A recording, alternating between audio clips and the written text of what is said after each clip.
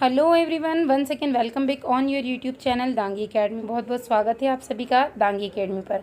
जैसा कि आप लोगों की रिक्वेस्ट आ रही थी कि मैम क्लास कब से रेगुलर होगी या कब से स्टार्ट होगी, तो आप लोगों की जो डिमांड थी उसको कंप्लीट कर दिया गया है। आपकी क्लासेस अब रेगुलर होगी। आपको डेली 10 बजे क्लास दांगी एकेडमी पर प्रोवाइड कर दी जाएगी। तो देखिए, ऑलरेडी कुछ क्लासेस और कुछ टॉपिक्स इस एकेडमी पर अपलोड किए जा चुके हैं, और यदि आपने अभी तक उन वीडियो को नहीं देखा है तो दांगी एकेडमी की प्लेलिस्ट में जाकर उन वीडियो को आप देख सकते हैं। जो कुछ टॉपिक्स अभी बचे हुए हैं उन टॉपिक की क्लासेस रेगुलर की जाएगी। यदि आप कुछ टॉपिक्स को पहले कवर अप करना चाहते हैं, आप किस मीडियम से हैं, मुझे कमेंट बॉक्स में कमेंट जरूर कीजिए। आपको उनके वीडियो पहले प्रोवाइड किए जाएंगे। और यदि चैनल पर नए हैं तो चैनल को सब्सक्राइब कर लीजिए, बेल आइकन को प्रेस कर दीजिए ताकि आने वाले सारे वीडियो के नोटिफिकेशन आपको मिल सके। तो आइए वीडियो स्टार्ट करते हैं।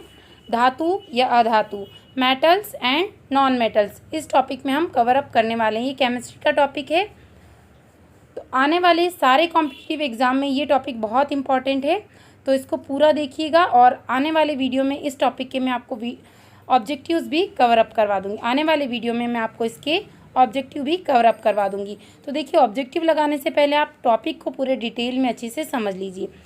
वे सूक्ष्मतम कण जिनमें पदार्थ निर्मित होते हैं तत्व कहलाते हैं। तत्वों के अध्ययन को सरल बनाने के लिए तत्वों को उनके भौतिक तथा रासायनिक गुणों की समानता तथा असमानता के आधार पर 3 श्रेणियों में वर्गीकृत किया गया है: धातु, उपधातु और अधातु। दैट मीन्स वो स्मॉल या वो टाइनी पार्टिकल्स, उन्हें हम एलिमेंट्स कहते हैं। इंग्लिश में तत्व को एलिमेंट्स कहा जाता है। तो ये वो टाइनी पार्टिकल्स होते हैं जिनको हम क्या कर रहे हैं कि इनकी फिजिकल प्रॉपर्टीज़ या इनकी जो केमिकल प्रॉपर्टीज़ होती है, अब उनके बेसिस पे ही इनको डिफ्रेंशिएट किया जाता है। जो एलिमेंट होते हैं उनकी कौन कौन सी फिजिकल प्रॉपर्टीज़ है और कौन कौन सी केमिकल प्रॉपर्टीज़ है। So on the basis of physical and chemical properties it can be classified into 3 parts: metals, non metals and metalloids. तो जो आपके एलिमेंट्स हैं वो एक सिंपलर सब्सटेंस है और ये मिलकर बने होते हैं एक ही टाइप के सब्सटेंस से।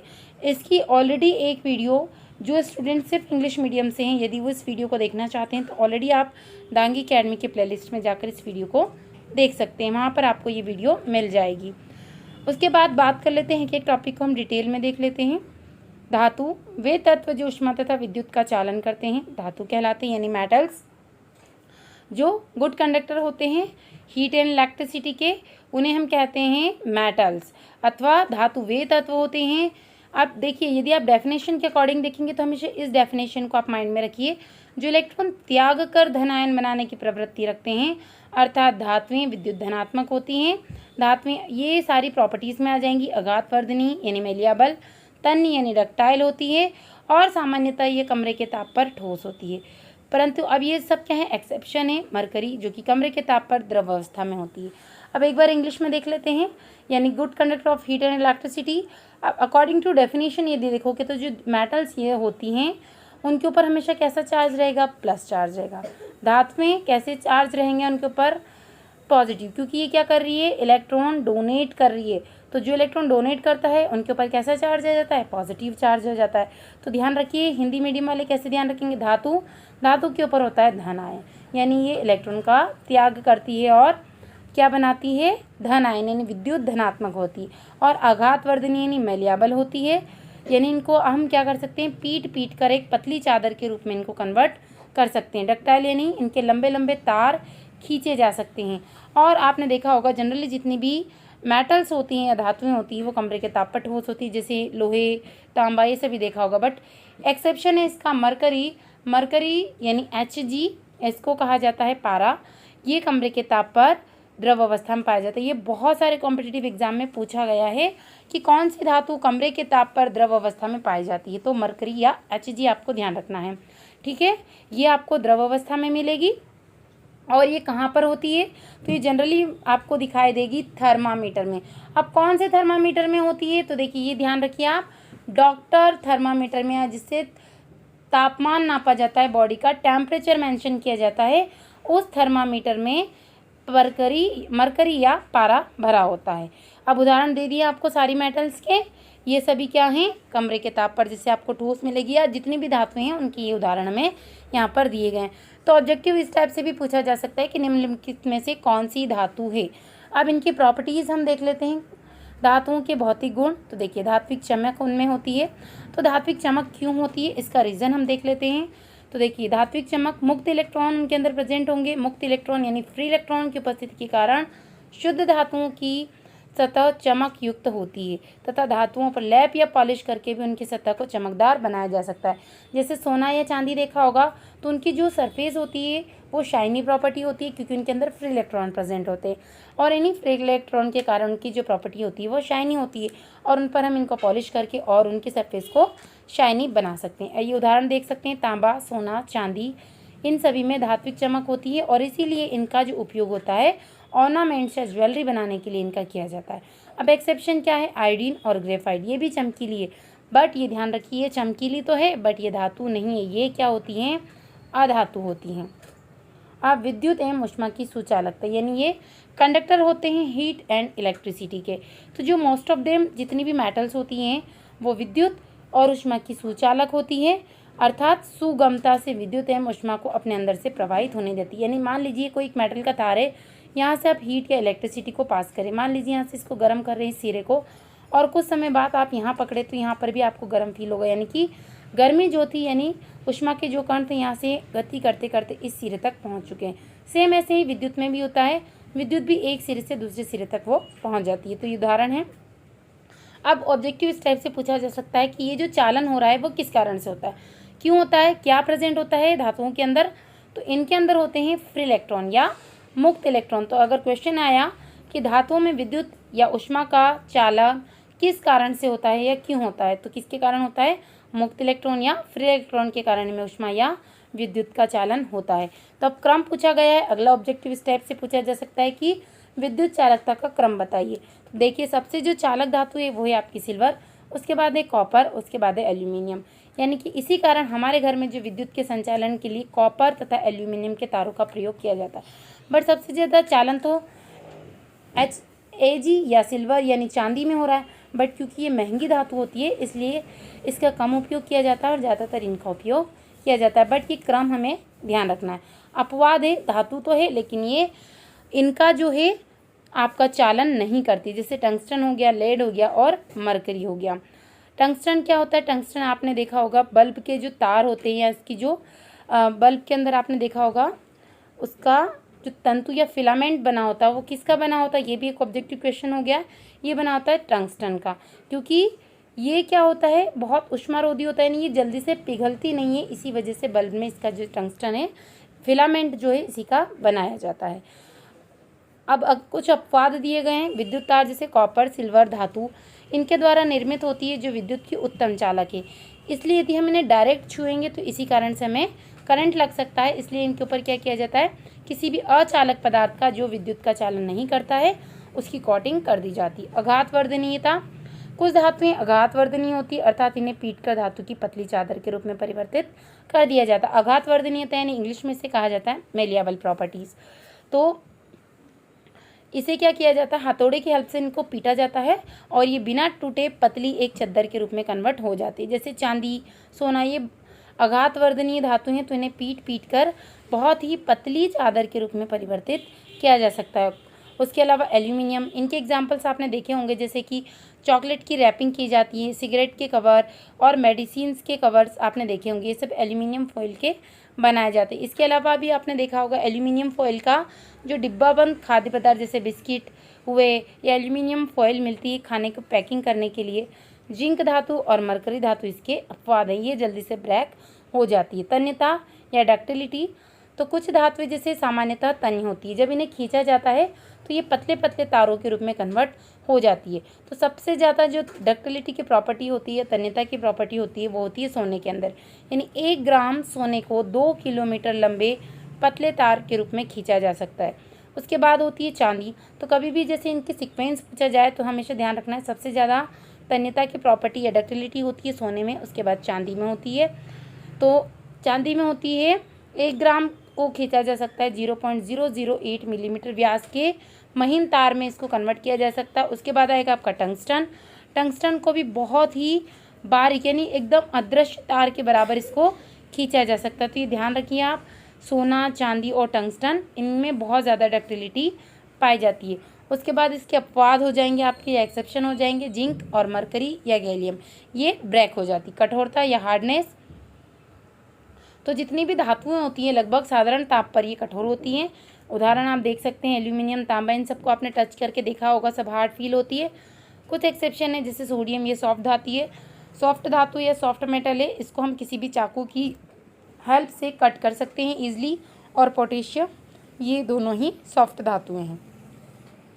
गलनांक या क्वथनांक, बॉइलिंग पॉइंट और मेल्टिंग पॉइंट, तो ये क्या होता है जनरली, तो जिस ताप पर कोई भी धातु अपनी ठोस से द्रव अवस्था में कन्वर्ट होती, नहीं आपकी जो भी मेटल्स हैं वो किस में है, पहले यहाँ पर सॉलिड में है, सॉलिड से जस्ट वो लिक्विड में कन्वर्ट होगी, उसी को उसको कहा जाएगा धातु का गलनांक या मेल्टिंग पॉइंट। और जब वो बॉयल होने लगेगी यानी कि द्रव अवस्था से वाष्प में, लिक्विड से वो गैस में कन्वर्ट होने लगेगी, तो उसको कहा जाएगा बॉइलिंग पॉइंट या क्वथनांक। तो जनरली जितनी भी मेटल्स होती हैं उनके बॉइलिंग और मेल्टिंग पॉइंट्स हाई होते हैं, यानी कि गलनांक और क्वथनांक उच्च होते हैं, और ये उच्च ताप पर ही वाष्पित होती है। जैसे आयरन या लोहा, तो इसका देखिए गलनांक ही बहुत ज़्यादा है, और कॉपर, इसका भी गलनांक बहुत ज़्यादा है। तो ये गलनांक और क्वथनांक आपको जनरली कुछ धातुओं के याद रखने, कभी कभी ये पूछ लिए जाते, रेयरली आपको लोहे का या आयरन का याद रख लेना चाहिए। अपवाद, क्योंकि सोडियम और पोटेशियम सॉफ्ट है इसलिए इनके गलनांक और क्वथनांक भी कम होते हैं। उसके अतिरिक्त जो गैलियम है, सीजियम है, इनके गलनांक भी बहुत कम होते हैं, क्योंकि ये हाथ पे जब रखते हैं इनको तो ये पिघल जाती है। घनत्व या डेंसिटी, तो जितनी भी धातुएं होती हैं उनके जो घनत्व होते हैं वो उच्च होते हैं, अर्थात ये भारी होती हैं। जैसे सोना, सिल्वर, इनके सभी जो घनत्व हैं वो ज़्यादा होते हैं, क्योंकि ये धातुएं भारी है। जनरली आप कैसे ध्यान रखेंगे, जो धातुएं भारी होती हैं उनके घनत्व भी उच्च होते हैं, और जो धातुएं हल्की होती हैं उनके घनत्व भी कम होते हैं। भंगुरता, तो जो धातुएं कठोर होती हैं उनमें भंगुरता नहीं पाई जाती हैं। अपवाद है इसका जिंक। ध्वनिकता यानी सोनोरस प्रॉपर्टी, यानी जो साउंड का प्रोडक्शन करती है। तो धातु को यदि आपस में टकराया जाए या हथौड़े से पीटा जाए तो वो एक साउंड का प्रोडक्शन करती है, इसी को कहा जाता है ध्वनि या सोनोरस। तो जैसे आपने देखा होगा स्कूल में आपकी जो घंटी है वो मेटल की बनी हुई होती है, इसको हथौड़े से मारने पर इससे में से साउंड का प्रोडक्शन होता है। अब देखते हैं रासायनिक प्रॉपर्टीज़ या केमिकल प्रॉपर्टीज़, तो देख लेते हैं इनके क्या क्या होते हैं। जब किसी भी मेटल की ऑक्सीजन से क्रिया करवाई जाती है तो क्या क्या रिएक्शन होते हैं। अगेन सॉरी, मेरी आवाज़ की वजह से आपको थोड़ी सी प्रॉब्लम आ रही होगी, बट मेरी अभी तबीयत थोड़ी सी ख़राब है, बट मैं नहीं चाहती कि आप लोगों की जो क्लासेस है वो मिस हो और आपका सिलेबस पीछे जाए, तो मैं कोशिश कर रही हूँ कि आपको समझ में आ जाए। बट यदि आपको कोई भी प्रॉब्लम हो रही है, कोई डाउट हो तो मुझे कमेंट कीजिए, मैं उसमें आंसर देने की आपकी कोशिश बिल्कुल करूँगी। धातुओं को वायु में दहन करने पर ये वायु में उपस्थित ऑक्सीजन से अभिक्रिया करके ऑक्साइड में परिवर्तित हो जाती है।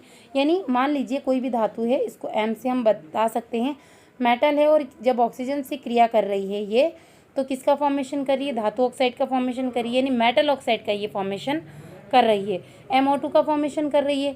तो अब मेटल की जगह आप कोई सी भी मेटल यहाँ पर रख सकते हैं, जैसे Na रख लिया आपने, K रख लिया, पोटेशियम, सोडियम, कोई सी भी मेटल आप रख सकते हैं।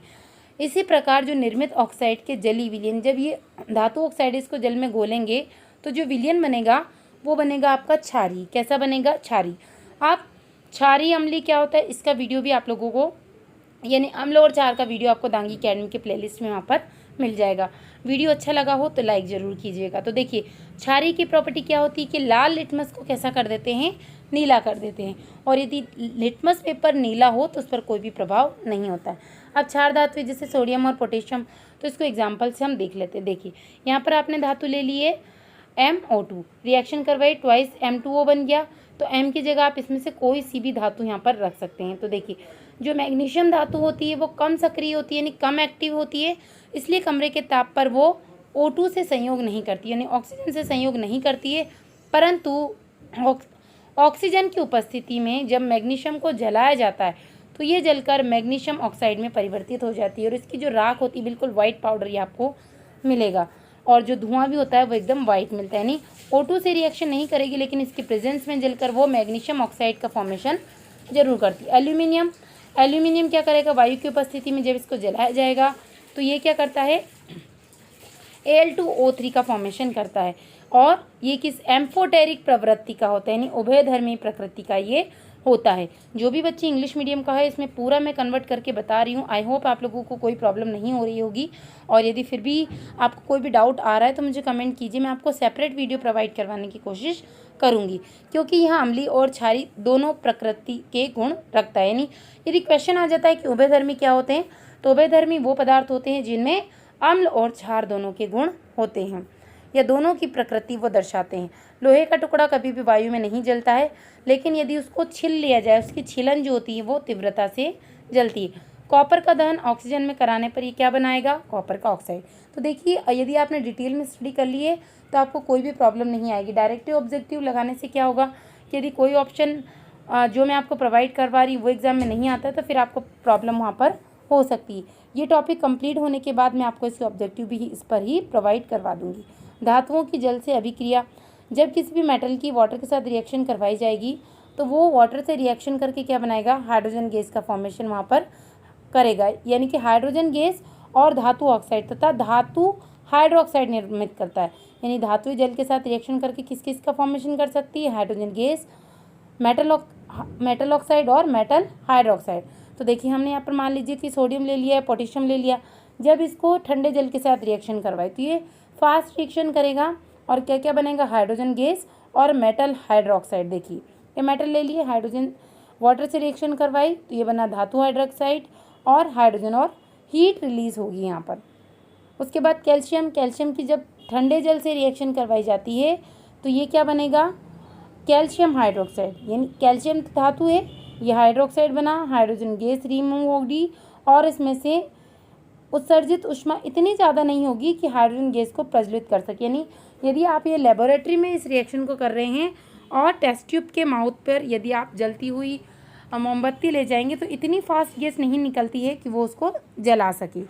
उसके बाद सेम वैसे आयरन, जिंक, एल्यूमिनियम, मैग्नीशियम, इनसे भी जब रिएक्शन करवाई जाएगी तो यहाँ पर हाइड्रोजन गैस निर्मित होगी। बट कुछ अपवाद है, जैसे लेड हुआ, कॉपर हुआ, गोल्ड हुआ, प्लेटिनम, मरकरी, ये सब जल के साथ कोई भी रिएक्शन नहीं बनाती है।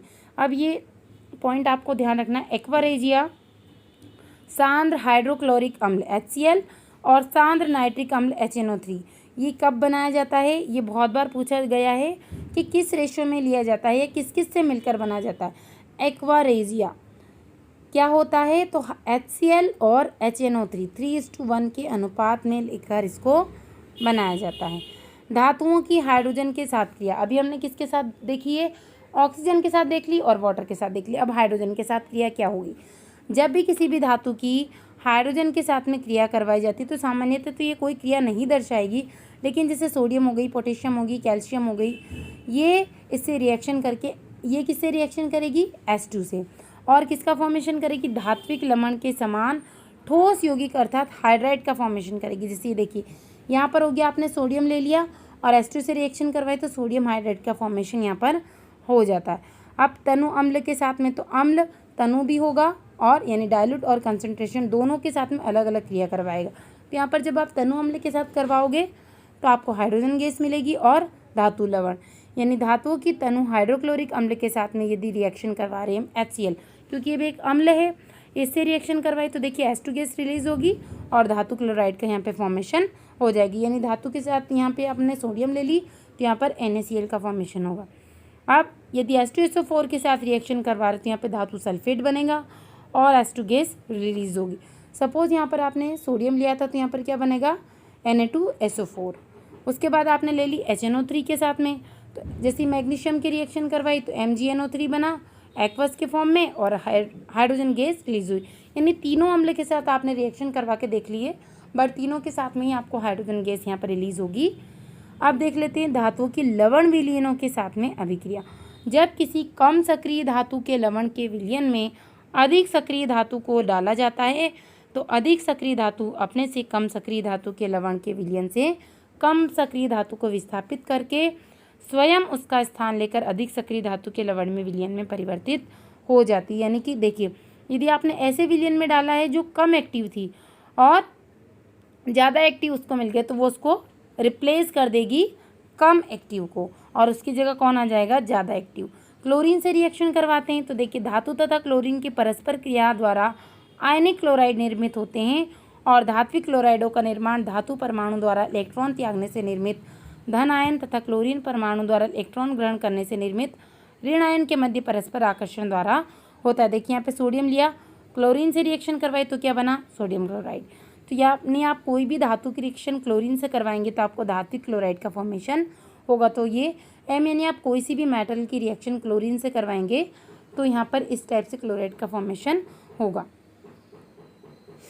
तो वीडियो बहुत ज़्यादा लंबा हो रहा है। नेक्स्ट वीडियो में मैं आपको अधातु या नॉन मेटल की पूरी रिएक्शन करवा दूंगी और उसके बाद मेटलॉइड या उपधातु, और उसके बाद आने वाले वीडियो में आपको मैं इसके सारे ऑब्जेक्टिव कवर अप करवा दूंगी। तो ये जो टॉपिक है आपका पूरा कवर हो जाएगा। देखिए पूरी डिटेल में भी स्टडी हो जाएगी और साथ ही इसके ऑब्जेक्टिव भी आपके कंप्लीट हो जाएंगे। तो इसके बाद आपको कोई भी डाउट नहीं रहेगा, चाहे किसी भी टाइप से भी आपके क्वेश्चंस आपको पूछे जाएँ एग्ज़ाम में। वीडियो कैसा लगा कमेंट ज़रूर कीजिए। नेक्स्ट वीडियो किस टॉपिक पे चाहते हैं या अदर कोई भी डाउट है तो मुझे कमेंट ज़रूर कीजिए, और वीडियो अच्छा लगा हो तो लाइक कीजिए। Thank you so much for watching this video.